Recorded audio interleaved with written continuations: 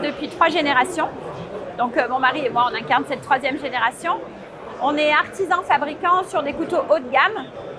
Donc que ce soit des couteaux ou des couverts de table, des couteaux de cuisine et des couteaux de poche. L'idée, c'était de mettre en valeur les femmes dans la coutellerie, ce que les femmes peuvent apporter dans cet univers qui est quand même à la base très masculin.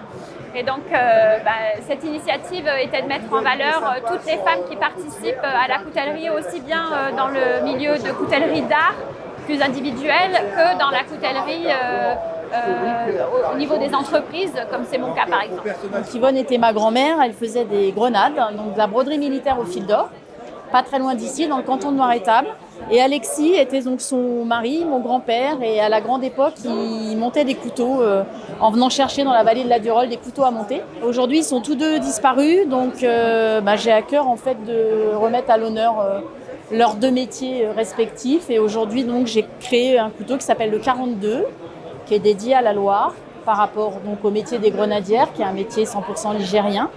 Et voilà, et aujourd'hui j'expose à Coutelia et ravie de présenter toutes les créations qu'on a pu faire autour de cette inspiration familiale. Je travaille dans la société familiale qui fabrique principalement des manches de couteaux en corne, bois précieux, et on a une deuxième activité qui est la fabrication de manches de rasoir, blaireaux, tous les accessoires de rasage pour hommes. Pour nous, c'est essentiel de continuer ce commerce à tiers. Et puis c'est un salon hyper intéressant, il y a beaucoup de monde, des personnes intéressées, intéressantes, de tout milieu, et d'être au milieu du monde de la coutellerie. Je pense qu'avec les rasoirs, les coupe-cheveux, on a aussi notre place. En 2018, je me suis dit pourquoi pas créer un modèle de couteau à moi. Donc j'ai dessiné et conçu le Célois, donc couteau de poche pliant, donc qui se décline en plusieurs mécaniques, donc cran forcé, on a tire-bouchon et on a pompe arrière.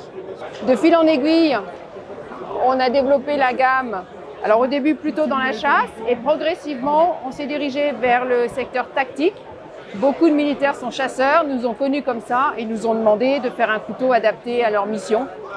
Et depuis, on a développé des modèles pour chacune des forces spéciales françaises.